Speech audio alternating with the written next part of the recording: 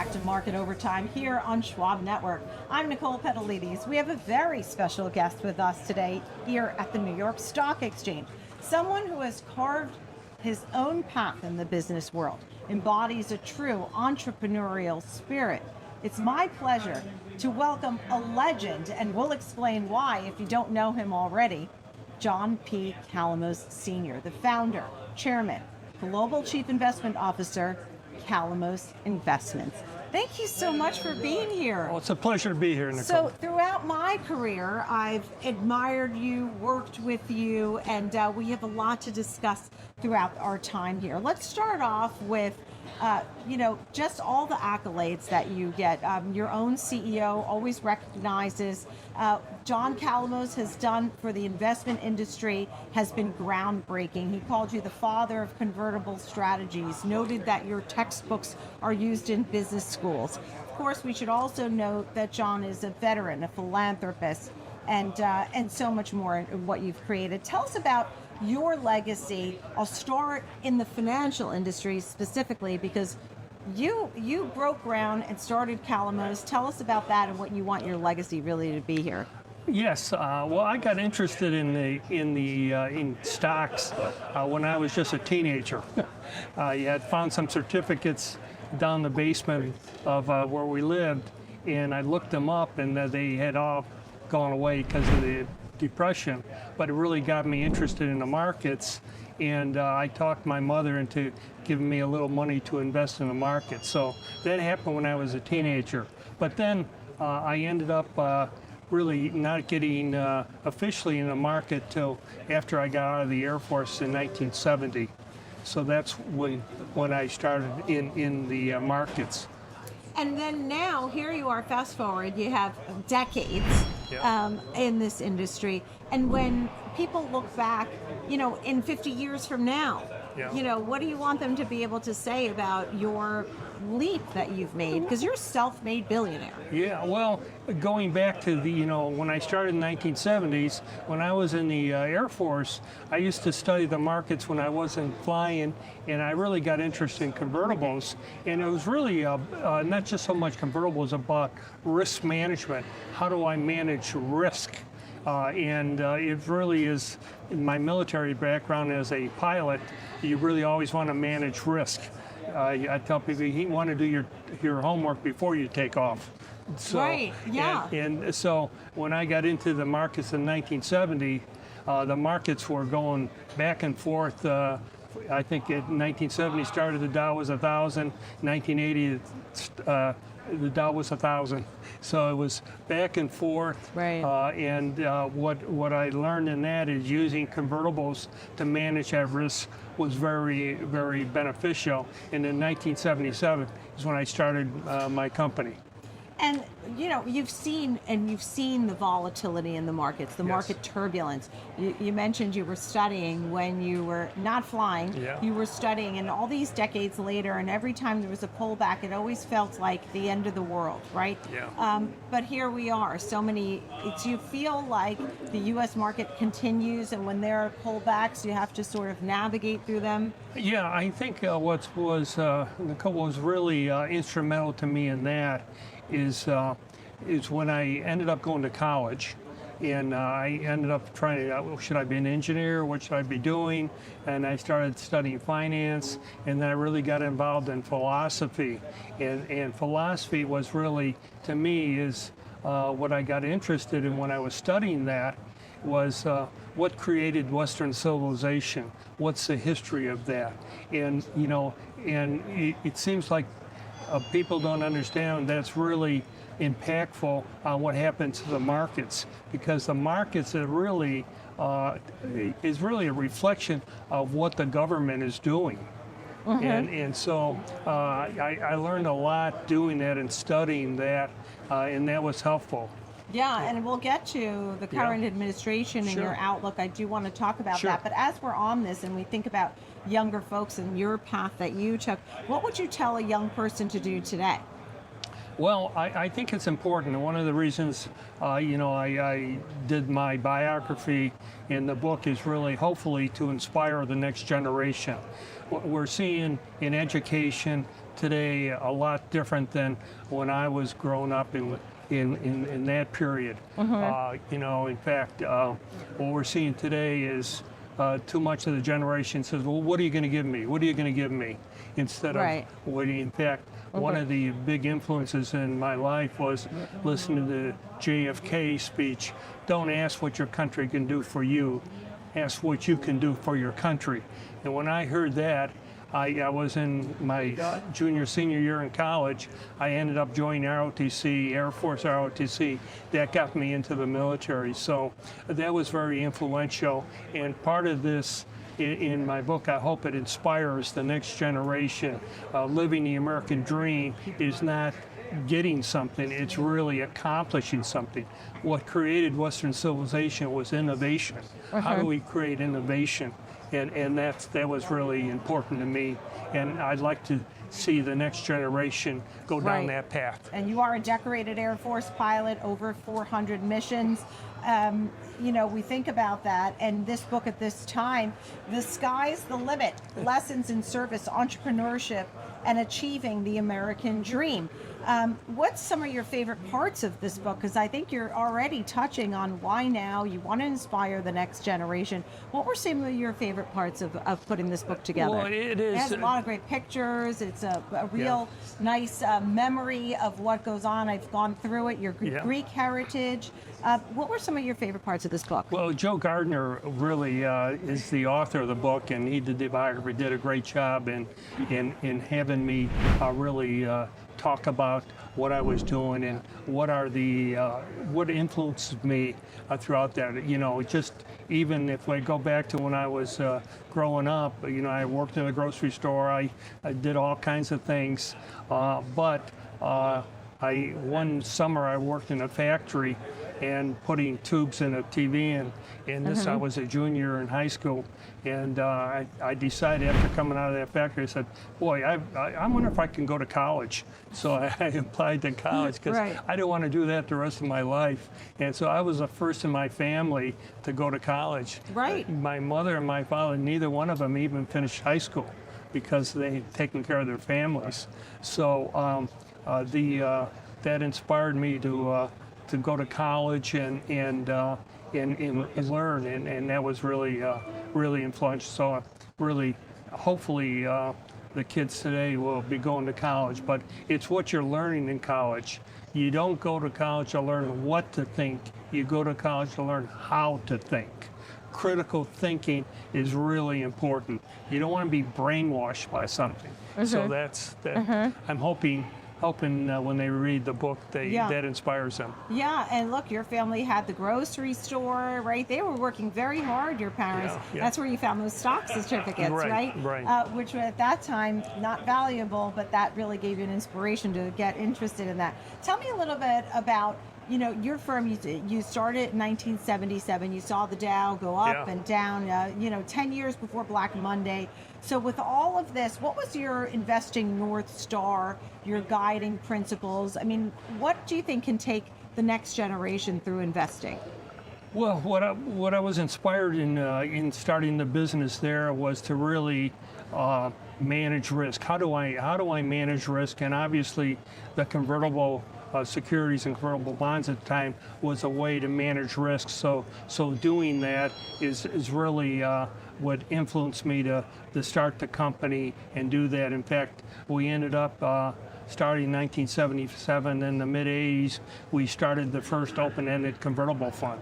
People didn't really even understand what they were, so we had to teach them what they were and how they work and that type of thing. So that was, and that was really all about how do we take care of our clients? How do we manage so they can be successful in the markets? So that's what it was all about. Yeah, and I've heard you sort of put that correlation between being a U.S. Air Force pilot. You were a bomber pilot, forward air controller, over 900 hours in combat, almost 20 years of service, I mean, overall. But you said being in the plane and being a pilot, that's the managing risk part. I've heard, right, knowing everything. Tell me more about that. What is it? Let's do that correlation again. Yeah, the correlation is that you really want to understand the risk so you can manage that risk when something happens, especially when you're flying an airplane. Something happens, you want to say, well, what do I do now? Right. You want to understand the risks you have so you can manage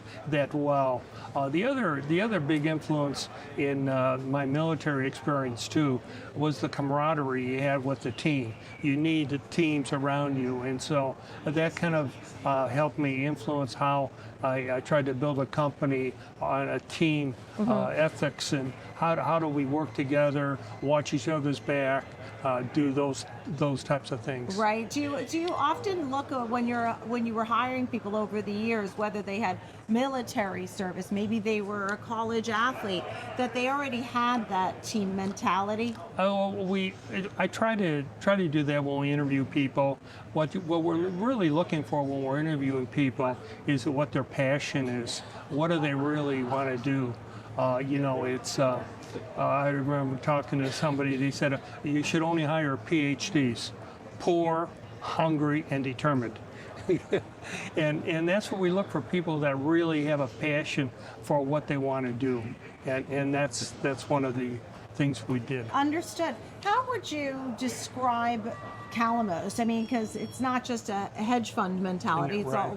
a lot of different tools, ETFs, products. The latest have been some of the Bitcoin products. Yes. If someone were to ask you, what is Calamos with 35 billion under management? I mean, it's huge. 40. Okay. It just keeps growing. How would you describe Calamos to folks now?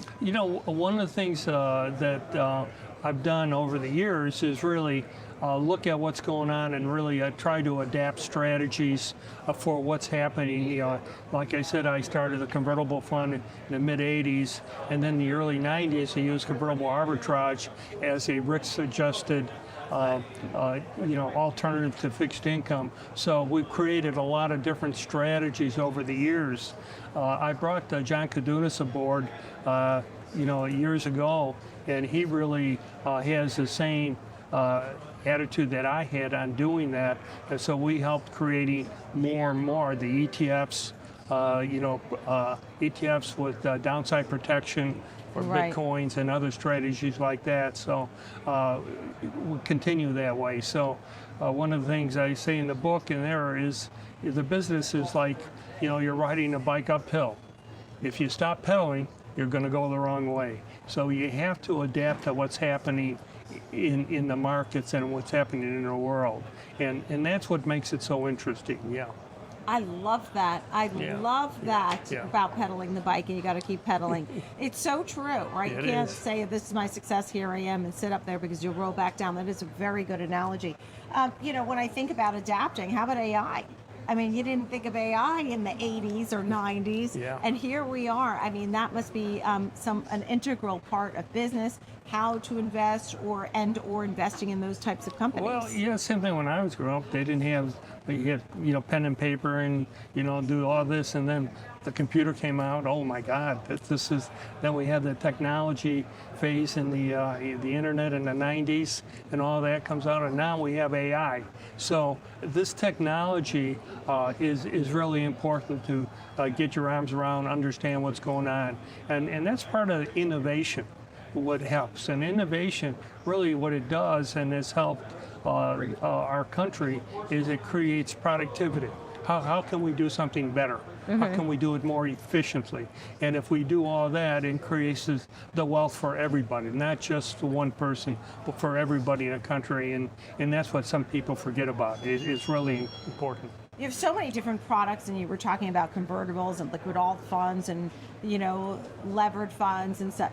Do you like stocks and bonds, like the way our parents sort of knew it? Buy a stock. I mean, you did very well with Texas Instruments with the $5,000 your mom helped you to scrape up and start off, right? That was a name that you did well on. Do you think stocks and bonds still work in a portfolio? Well, I think what we're trying to do again is manage risk, and how do we manage risk? And so what convertibles became is an alternative. So convertibles are an alternative investment. Our market neutral income fund has convertible arbitrage in there, and it's an alternative to fixed income. And so alternatives now are really private equity, private credit. We have a private credit fund. So alternatives are really important today. It's not just buying a stock and buying a bond and forgetting about it. It's really the alternative strategies are really creating new potential, securities that you want to be in. Yeah, and you have an incredible work ethic, and you were shown that by your parents, which is evident. Yeah. Your father was a Greek immigrant. Your mother, the daughter of Greek immigrants, was here in Chicago, in Illinois. You went to Illinois Tech, and you're on the board of trustees. That's his alma mater that you love, undergrad and for your MBA. At this point now, when you look forward in the market, and the turmoil we've seen, some back and forth this year thus far, new administration. Tell me about your outlook on the market, whether it's tariffs, economy, the rates that we're seeing, the labor picture. What would be some of the current conversations you would have about this market? Well, there is a parallel here to what has happened in past decades. And as I said earlier, when I was in college and studying philosophy and how the world works, great books of the Western world, became a big fan of Milton Friedman at the time, that's really important. And as I looked at the markets this year, fiscal policy is very important. And I think this administration's fiscal policy was very positive. Decrease regulation, close the borders, all those things that he has been trying to do. Even what confusing a lot of people was the tariffs. Boy, how does that work? And that created a lot of uncertainty in the market and a lot of volatility. But I think it's really about the execution of that fiscal policy, and the markets have been reacting to that. Why? Because they don't understand the tariffs. I don't understand them that well either. Right. But it created uncertainty in there. But I think when I look at longer term, I think it's a positive. So, one of the things I've done is don't try and time the market. It's very difficult to time the market. So I've always had a bit of more of a long-term view on it. I just want to manage short-term risk, and that's what we've been doing. Yeah, understood. And look, some of the tariffs are supposedly going to be paying down some of the debt of this country, the deficit. What do you mean some of that? We have almost 40 trillion in debt. It's a huge factor, and this administration is trying to really solve that. We got to get that. We just simply can't throw money at everybody. And so that is really, talk about looking longer term. We have to control that debt that's out there. It's enormous. You talked about also seeing some of your buddies from the Air Force and having, get-togethers. Yeah. I wonder if they talk about aerospace and defense stocks. Do they talk about what Raytheon's doing or Northrop Grumman or General Dynamics? I mean, do you end up talking about that a little bit? Some of the latest technology? Yeah. I mean, if you got on a plane today? Yeah, all my Air Force buddies became airline pilots. Oh, did they? Yeah. Oh, that's neat. Yeah, they were all airline pilots, and I didn't become an airline pilot. I became a stockbroker at the time, so it's different. But we have good conversations about that. Yeah. Yeah, I'm sure. And are you worried about the U.S. at this time, or you feel like this is a great American country, a great country, and you have a lot of faith in what it does over the many years, centuries? Yeah, I do. I hope we can get our act together and really talk about how great this country is and what it should be doing. It can't be all about the government doing everything. The government is a referee. It shouldn't be trying to manage everybody. It's even in Milton Friedman's book, freedom to choose. I want to choose my own doctor. I want to choose my own thing. I don't need the government telling us what to do about everything. So that's what it's all about, and that's what made America great. And hopefully, looking longer term, we get down that path. But there's a lot of turmoil going on about that. Do you enjoy watching the evolution of the Mag 7 and seeing more? Seeing what they're trying to do, trying to stay ahead of countries like China with our technology, trying to encourage more technology dollars here at home? Yes, I think that's very interesting. I think looking forward in here, it's not all going to be about the Max 7s. You know, we were in a period for a few years in here where the government was so involved in everything. If we looked at the equal weighted index, it didn't do much. The Max 7, it was all about those companies. I think with deregulation and all that's going on, it will be a broader market going forward. So I'm not saying anything against the Max 7. They're, right. Yeah, but it'll be hopefully nice a broader broad-based market. growth, yeah. So you grew up in Illinois. What do you love about Illinois? I mean, you're an Illinois kid. You had Calamos there. You didn't move. You didn't come to New York. You didn't go to Charlotte. You didn't go to some of the big financial areas. You stayed in your Chicago area. What do you love about Illinois? Yeah, well, you know, I grew up there and I went to school there, so that was fine. But I did, when I was in the military, I was in California, I was in North Dakota, I was in Texas. Yeah, you were at the air base in Texas where you learned to fly. Yeah, so I did move around a lot. Again, each of these states, you know, are different. You know, I love Chicago. It's a great city. Hopefully they can get their act together on some of the things they're doing, but yeah. And last but not least, your Greek heritage too. I think that you've taken away some of the, you know, whether it's education, family, community. Yeah. I know you're a big philanthropist. You have the Hellenic Museum that you founded, and that's not your only philanthropy, of course. That's in Chicago, Greektown. Yeah. Yeah, understood. So I mean, you have that work ethic too. I mean, I don't know if there's Greek dishes you love, but some of those takeaways of having that sort of immigrant family and how it got you to get going. Yeah, I think I'm really positive on my heritage. I was able to take my father back to his village in Greece at the time. It really got me really interested in my heritage more. And I tell people, you don't know where you're going unless you know where you came from, how important that was. And I got involved in the National Hellenic Museum where we're teaching kids and everything and doing that.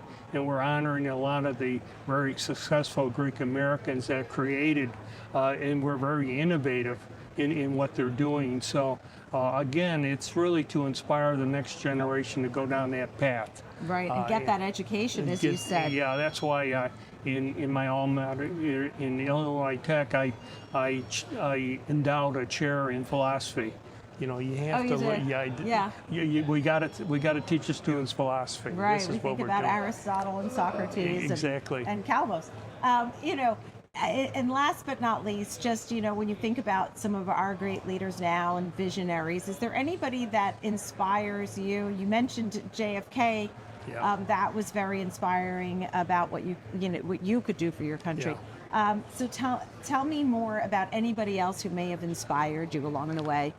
You know, I when I studied philosophy, it's not anybody currently, but the history, it was so important. You know, when I read Socrates, his was, you know, who are you? First you're a student, then you're a soldier, then you're a businessman, then you're a statesman.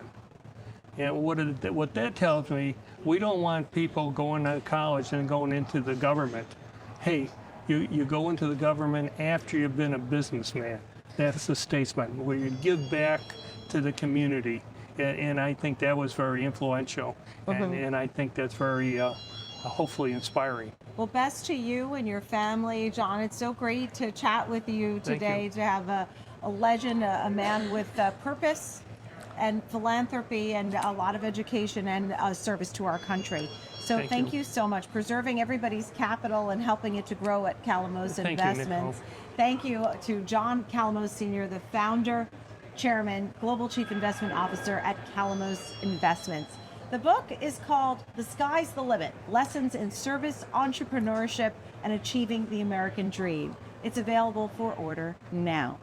That's it for this episode of Market Overtime. Thanks for being with me. Be sure to like and subscribe to our Schwab Network's YouTube page. I'm Nicole Petallides. Thanks for joining us.